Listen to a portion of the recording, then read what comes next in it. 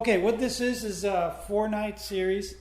Tonight we're going to establish the credibility of the Bible, and we're going to promote it and why it's important. It's a document. Some of the parts are 3,000 years old or more. Why did they last so long? Is there anything we can learn from these stories? Why, Tomorrow we're going to teach the incredible first story of the Garden of Eden, all right, from the traditional perspective. And then Wednesday night, we are going to reteach that story in a completely different way. And then the last night, we're going to cover Job, the best man. Okay, so I'm going to show how the Bible can be seen from different aspects, but then we're going to come back to more of a fundamental truth that is taught in the book of Job. All right? So, let's see. What is the Bible? Is the Bible the Word of God? If so, how much of it are the words of God? Or how much of it can be historically accurate? Does it matter if it's historically accurate? Is it scientifically accurate? Does it matter if it's scientifically accurate? Is it psychologically significant? Jordan Peterson does a whole series on the psychological significance of the Bible. And if I was to name this series, I would call it the philosophical significance of the Bible. Okay, what kind of truth, if any, does it contain? All right. What is the purpose of this collection of writings? If it's a bunch of fairy tales, why has it been taken seriously by educated, intelligent people? If they are just made up stories, what does that mean to me? And isn't it just, probably... has it been preserved through the years? How do we know that what it was originally written? Well, so of course the Bible's a bunch of different writings, right? So in order to answer these questions, it's not necessarily applies to the entire thing, right? Some of them were straight written down first. Some of them were probably oral stories that were passed down traditionally until they were written down, okay? And one of the things, so let's talk about the preservation of this thing, because some of these first stories, if they came from the beginning, were probably verbally passed down. And so one of the examples that people have to discredit the idea that something could have been accurately passed down and not altered or changed is the, going from, if you have a bunch of people in the room and you tell one sentence to somebody and they tell another person and they tell another. By the time it gets around to the other side of the room, it's completely changed. So how could that happen? The problem with that analogy is that's not at all how this thing was preserved. It wasn't one person telling another one secretly in one generation and that person telling one other. These stories, some of them were shared broadly, right? So they would have had... They would have had a bunch of people with various degrees of memory abilities, and they would have had a more cohesive way of keeping these things. Also, what we understand about how memory works, the Bible, these stories happen to use those techniques: story form, anchoring the unfamiliar with the familiar. Genesis 1 does that. It uses familiar language to talk about unfamiliar things. I'll go into that a little bit briefly at the end, just as a part of establishing the credibility of the first chapter, because I think whoever wrote the first chapter knew fundamental truths about the origin of the cosmos, which is astounding because this is a 3,000 plus year old document. We know they didn't have the technology we had today. So we have to ask ourselves, well, how could have this been so structurally accurate and compatible with today's modern cosmology? Stories with odd details or fantastic details, like supernaturals and stuff like that, those are to help the story stand out in the mind. It helps for memory purposes. Spatial memory, in the land of, east of Eden, and then it's describing some of the geography. These are memory enhancing details. Genesis 1 is poetry. I'm going to show you that later. And that's another way that something can be verbally passed down. If it put it like Jack and Jill went up a hill and fetched a pail of water. Jack fell down, broke his crown, and Jill fell down thereafter, or something like that, right? So it's a poem. It doesn't make sense if you change it from Jill to Stacy or something like that. It doesn't rhyme. So the rhyming helps the structure. Keep in that. Also, I'm going to talk about the Hebrew language and how once it was written down, the Hebrew language also helps to preserve the messages of these texts. Okay, so I think particularly the most interesting thing about this document is Hebrew is the oldest language that is still in use today.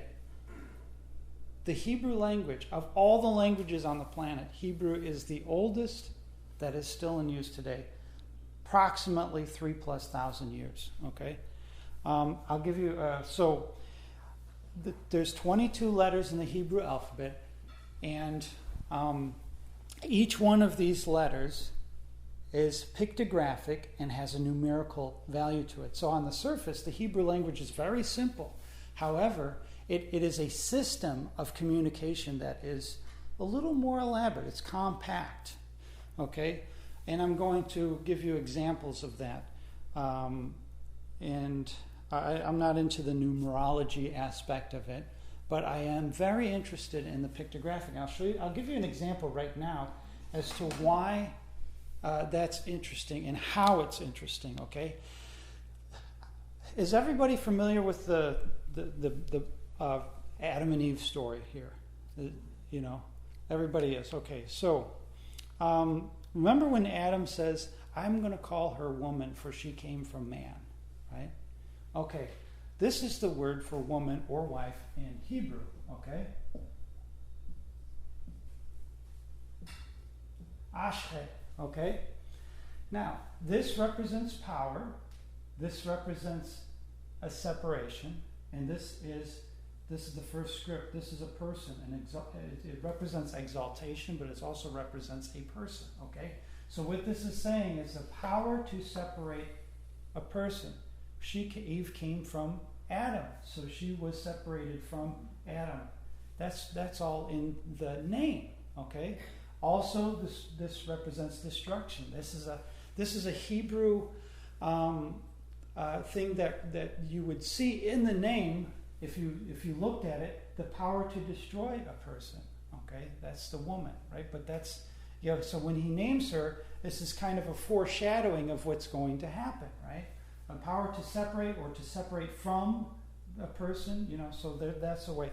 Now, when he calls her Eve. What is that? What does he say? For she is the mother of all living. Here's the word for Eve, okay? And that is chewech, okay?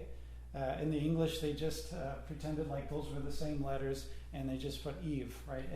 Chewech is one way. Okay, so this is an inner room or an inner chamber. The vav, and you're going to get more familiar with these letters as we go along, and we won't have a whole lot of them, but the vav is a tent stake. It's a picture of a tent stake. It means to establish or to bring something together. And remember what we said this was? A person. Okay, so there's an inner chamber, and there's a person. There's a person in the inner chamber. What is that? A person in her womb. That's what it's indicating. That's in the Hebrew, okay? So that's why he calls her Eve, for she is a mother, right? This is all in the Hebrew. That's what makes it interesting, right? So that's the kind of stuff that happens in the Hebrew. So really, if you know the 22 letters, you can start seeing that these words, you can unpack these words. So what does this document say about God? Okay. Well, we've seen I've illustrated to you how the Hebrew language kind of shows what these words mean. So let's look at the words for God, all right? This is the word for God.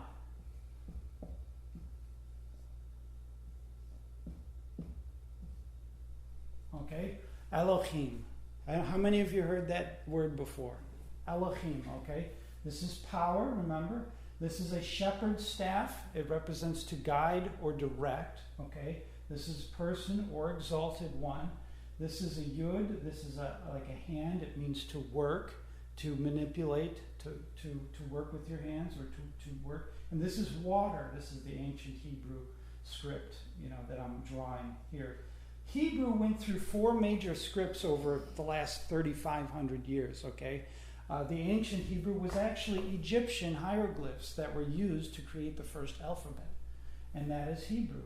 The historians knew that the Semitic languages, one of the Semitic languages, were the first alphabet, where we get our alphabet from. That's why the aleph is an A, the bet is a B, and so on. There's no C in there.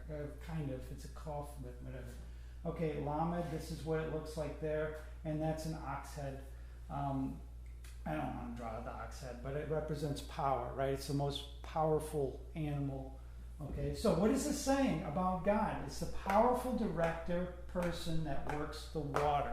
What is the first thing that God does? And the Spirit of God moved upon the waters. Yes, the face of waters, right? So that's what we see God doing. Also, if you take these pairs, this pair, Al, what does Al represent? Al is God. It's a short version of God. Okay. So Bethel, like Bethlehem, that's a bet, represents a house. Al, that's God, house of God. That's in the Hebrew, see? House of God. All right, that's another thing. There's it's amazing. I don't know. Does anybody else see it? I mean, I know I'm familiar. I spent 5 months just doing nothing but learning this, Okay, so so God of the seas. This together, Yim, is seas. Everything that was created from what? Water. Takes the water, he moves on the water, and what happens next? Creates light. The movement of the water created the light. Then he divides the light from the darkness, calls the light day, darkness night, and he divides the waters from the waters. Dry land appears and all that. Everything comes from something else, all the way back to the beginning, okay? So that is the word for God, God of the seas. Now, this is not the Norse God or anything like that. This is just saying the God of everything, because everything was taken from water, okay? That's what that's teaching there. This is the ultimate, the top God, the most high. All right, now, Spirit, this is the second representation of God in the Bible, okay? Spirit of God, okay? Ruach, okay? The resh is like our R, okay? It is it represents the first, chief, most important, the chief of something, the first. It's a picture of a human head, okay? That's the most important part, right? The vav is usually like you could put a plus sign there, but it's bringing something together, okay? And the chet, what did we say the chet was? An inner chamber, okay? Something that is separated. The inner room is separate from the house, and it's separate from the outside. It represents separation. So what the ruach, the spirit, is representing is the chief separator, or the chief that is separate, the chief of the inner room. Now, I believe this is alluding to a type of singularity and stuff. It's an inner room, it's separate, and don't have time to get into that. There's 2 hours of material in there, and we're not going to do that. I'm not going to do that to you, okay? So I'm going to try to, this is going to be very brief, okay?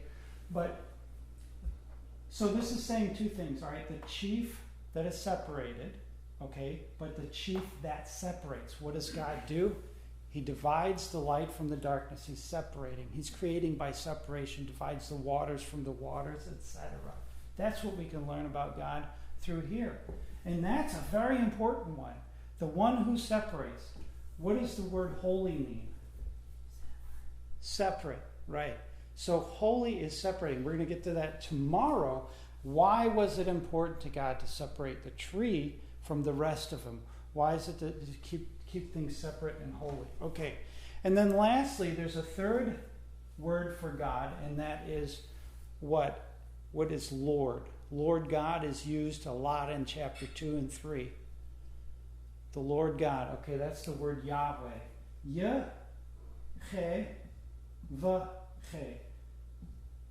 Okay? Yeh-che-vah-che. What is this representing? What can we learn about this word? This is a representation of God. Let's see what we can learn about it now. We said that the Yud is like our Y, and it means it's a hand. It represents to work. We remember what is the Che is a person or an exalting one. This is establishing something or bringing something together. And then we have two people. So what the Lord God, Yahweh, is representing is the one who works with the people. That's what that means. Specifically, two people are in his name. And what is that? Probably Adam and Eve, right? He's establishing marriage. He's establishing the two people. Okay, this could also be applied to Abraham and Sarah.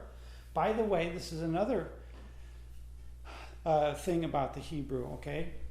When God changes Abraham and Sarah's name from Abram to Sarai, he adds one letter to it. A he, all right? One he in each of their names. How many children did they have? Abraham had one. He adds a he to the Abraham's name. Abraham, okay? And Sarah, okay? Abraham had a child, not with Sarah, and he also had a child with Sarah. Sarah represents one of the children in her name, and Abraham represents the other. This is in the Hebrew. Fascinating to me. I don't know if it is to you, okay? So the Hebrew language is, in and of itself, is a mechanism to transmit information. All you need to know is how to spell the word, and really how to pronounce the word. You figure out how to spell it, and you can learn from it, okay?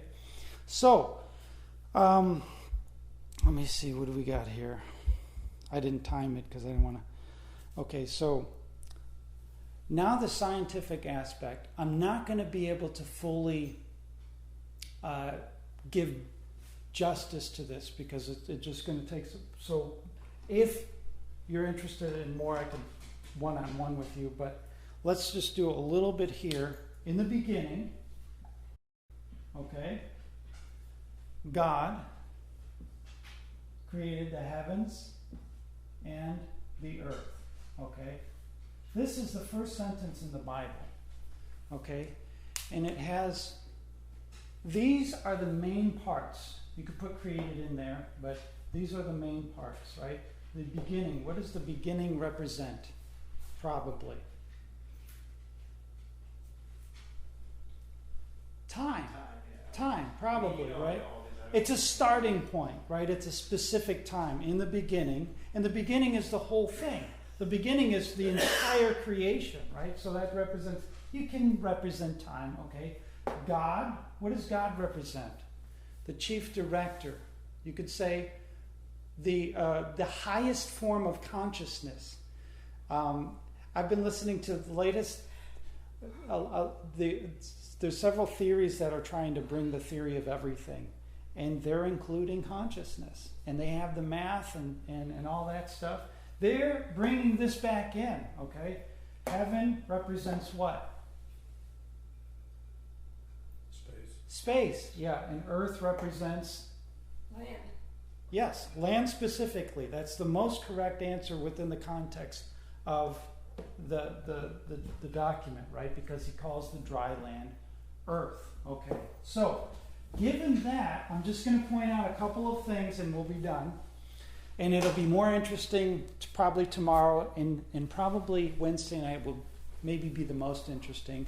And Thursday night will probably be the most important if I put it together.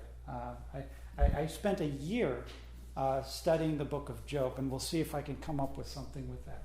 Okay. What does the second sentence start off with? And the earth was without form. Oh, by the way, I almost forgot. Okay. I wanted to illustrate that Genesis is, I'm going to have to do this from memory, but that it's poetry. How many of you like poetry? All right, we got like 4 hands up, 5 hands up. Okay. I really like poetry. Okay, so this, I don't know if this is going to be helpful because I'm familiar with it, but this is what Genesis sounds like, okay? Just the first couple of sentences. Barashit bara, that's the first two. Barashit bara, there's a cadence right in those two. The next set, two sets of words, is Elohim et Heshamayim, okay? Elohim et Heshamayim. So it's rhyming those 2 words, then these 2 words, and then it's Wa'at Che'aretz, Wa'che'aretz, okay? And that is, and the earth, and the earth. In the English, you don't see the difference, but in the Hebrew, there's an at, aleph tav in there. And so when you're rhyming, you want it a little bit different, but familiar, okay? And then, Wa'at Che'aretz, Wa'ha'aretz, Hayatahe Tohu Wa'bohu, okay? Do you see the rhyming that is happening there? And it becomes a little more elaborate as you go along, but there's a rhyming in occasion. Let there be light, and there was light. In the Hebrew, you're hearing the cadence and the rhyming. And that is how this thing can be preserved. Okay, so when he says, and the earth was without form and void, what is that saying? Now, remember, the earth represents matter. If you read this document and you think globe, that's the wrongest possible idea to have. And you're going to come up with a geocentric model of cosmology if you're thinking that the earth just represents a planet. It didn't represent a planet to the people that first got this document, and it doesn't represent that as well as we can say. It represents solid material, right? And what it's saying is the solid material that is later called earth. Dry land is solid, right? Is it the only solid material in the universe? No. There's a broader, in my opinion, a broader application to all the solid matter starting to form, okay? And it's saying that the solid matter, it's borrowing that term earth from later on, because nothing's called earth yet. It's called earth later, to represent matter, was without form and it was empty, right? It was without form. Now, how can you have something without form and empty? This has a form, and it's got stuff in it. It's just, that's all objects have form, and they have mass, right? Mass and volume. What this document is saying is that the first substance of the entire universe had no mass and it had no volume. What do we call that today? We call that a black hole. It doesn't have any mass or volume. Now, mass is expressed within space, but on the other side, that stuff is like non-existent, right? It's in the first substance of the universe in cosmology, especially once it was lighted, it had no mass, and as it cools and condenses into more heavier elements. Okay, darkness was upon the face of the deep. That's a nice nebulous. Anyway, so I could get into all that, but what I did want to do, I'm going to end with this. So. We're done here.